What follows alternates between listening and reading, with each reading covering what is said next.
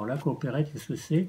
L'objet, c'est de proposer à ses adhérents une alimentation saine, locale le plus possible, et puis proposer à des coûts également, à des prix corrects, aussi bien pour les adhérents que pour les producteurs chez qui on va chercher nous-mêmes les produits, donc qui soient payés à un juste prix. C'est une association qui est autogérée, donc elle est gérée par ses propres adhérents, et voilà, donc tout est fait par les bénévoles, par les membres, par les adhérents eux-mêmes. C'est une association, donc comme je me suis moi très longtemps occupé d'une association, je sais ce que c'est que la vie associative, c'est-à-dire l'engagement, le respect, la rencontre avec d'autres personnes, de tous les milieux, hein, des âges différents. Il y a, dans les amis de la coopérette, dans l'association, il y a des jeunes actifs, il y a des retraités, il y a des hommes, des femmes qui viennent de milieux totalement différents. Et puis le respect de la nature, l'environnement, le bio.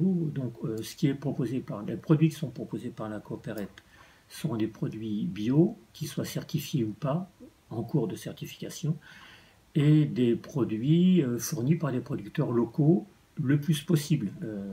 Je dis le plus possible parce que quand on propose des agrumes ou de l'huile d'olive, forcément ce ne sont pas des produits locaux, mais ce sont des produits bio dans tous les cas. C'est bien conforme à ce que j'ai pu faire dans ma vie.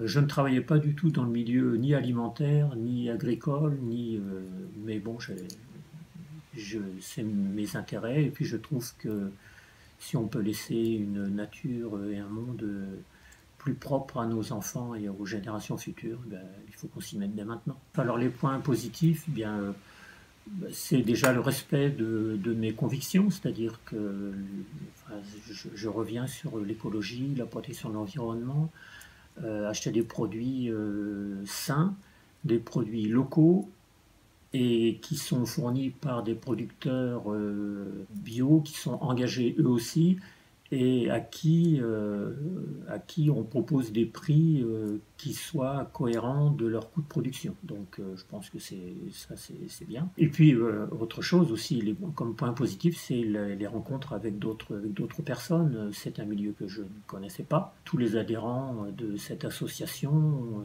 on se rencontre toutes les semaines, on voit, enfin pas tous naturellement, mais on participe à la vie de l'association. Et voilà, donc on rencontre des gens engagés comme nous. Et puis les points négatifs, c'est les points, enfin négatifs.